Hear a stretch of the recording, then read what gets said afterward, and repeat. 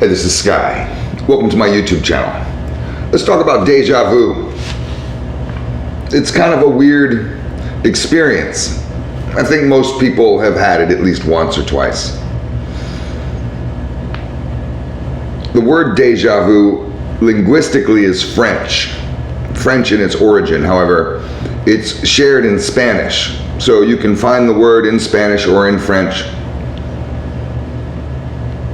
but its origin is French. I believe it means something like to experience again. I don't know what the exact literal translation is.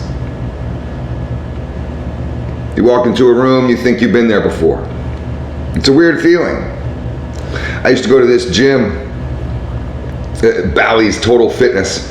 Fucking place looked like Soul Train. It was out in LA. Neon lights everywhere. Place just wafts of fucking perfume. You get a bunch of people that look like Barbie and Ken, and they don't even really work out. It's like a goddamn dating scene. They have a juice bar, music going, fucking lights flashing. It's not like the gym I work out now. The gym I work out now feels like a prison yard. Completely different scene. I remember when I first got my membership at Bally's. It was over in Culver City. And I would walk down, I don't know if they've redone it, but back in those days you would walk down into it. Down some steps, and the whole thing was downstairs. It was across from Sony Studios. Every single time I would walk in there, it would just hit me. Like I've been here before. This weird feeling. And I'd never been there before. And it was a feeling like it was a past memory from thousands of years ago, but it doesn't make any sense because Bally's Total Fitness hasn't been around that long. I can never really explain it. I don't think people really have a real explanation for deja vu, but I've done a little research into it, looked into it a little bit, and what I found I thought was interesting. I'll tell you some scientific stuff about it, but then I'll go into my own little spiel on it, and some of you may get lost in that because I kind of have a strange belief on it. But scientifically, deja vu is really just a issue of memory, psychological issue. It happens to people typically from 20 to 30. I don't know why. You can even, I've even seen studies from 15 to 25, but for about 10 years when you're young, it's common. People typically experience deja vu twice a year. People who experience deja vu, when this has been studied, the type of people that claim to experience deja vu, because not everybody says they experience it, or not everybody claims to experience it regularly. The people that claim to experience it regularly, who are in those age groups, older people don't experience it as much. It's very rare. They were pretty much across the board depressed or suffering from anxiety, one or the other. Typically depression. When we look at depression, it's a function that has to do with memory. Anxiety is a forward projection. I'm scared, anxious, nervous of something that's going to happen. Depression is typically where we're really focused on a past event or a past feeling, a past experience, whatever. So I thought that was interesting that there was a psychological component to deja vu where people who were experiencing it most were going through trouble. And I guess that does correspond to my life as well. When I felt like I was experiencing deja vu regularly, I was in that age group, and I was suffering from both depression and anxiety, amongst many other things. You guys who are lucky enough to just be depressed. I have so many goddamn problems. That's why I do this shit, is because when you get to a certain point of strength, you have to turn around and help people. You have to. I believe it's a sin not to. You're letting someone drown. What would you just walk away? And they're just like, and you're like, nope. So I had that calling. I feel like I have to help people. If there's anything that you're an expert in, anything at all, any field. Maybe you're good at playing piano, or maybe you're good at building houses. If there's anything that you're an expert in, I feel you have a duty to mentor others, and to help others, and pass that on. That's your legacy. And Deja Vu is not really a scientific thing because you can't reproduce it.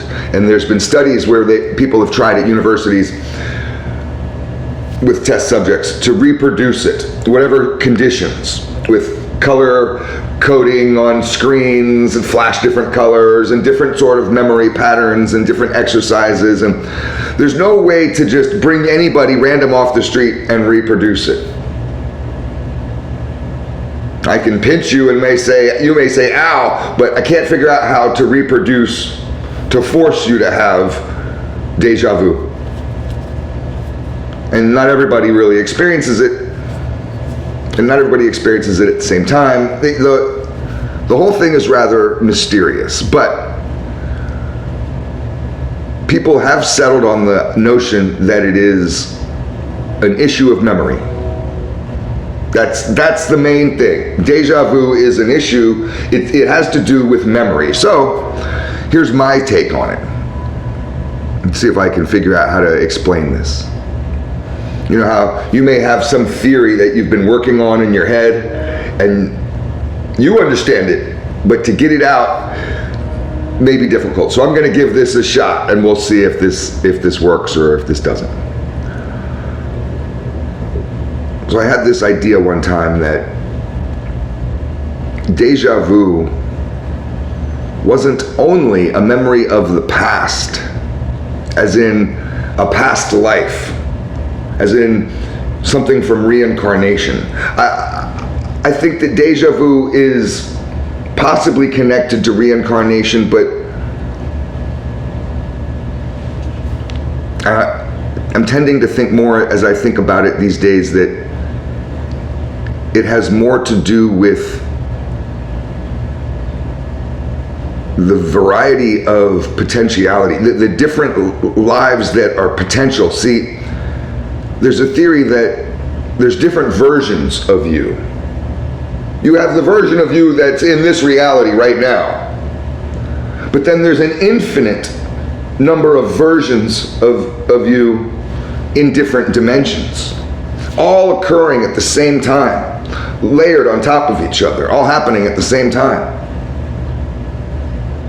There may be a version of you that is taller, shorter, smarter. There's infinite versions of you going through this story, their own sort of story, which could be somewhat similar to your life. It may not be. And if we look at deja vu as something that's interdimensional, but connected to memory,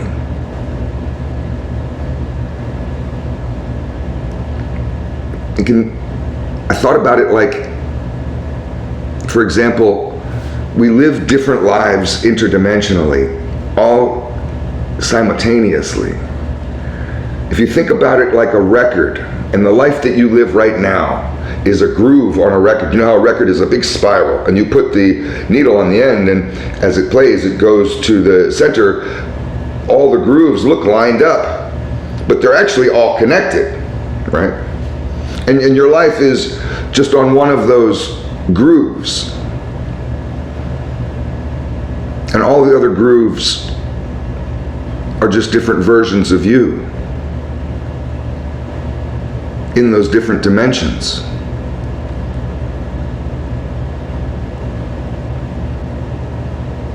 You know, to relate it back to science, I was hearing this guy talk about, he was what do they call him, like a brain surgeon. He was talking about the structure of the brain, and he was saying that there are these, I guess they called them like neurological pathways, which you can think of them almost like circuitry pathways, but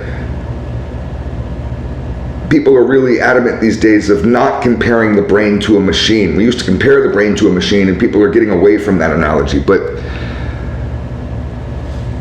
he was mentioning that there's a nearly infinite number of these pathways these pathways that we fire signals along, that we fire thoughts along. In fact, there's trillions upon trillions upon trillions of these little pathways, little strands. He said that there's more pathways, more of these neurological pathways in the brain. And these are physical things. There's more of those than there is all particles in the universe.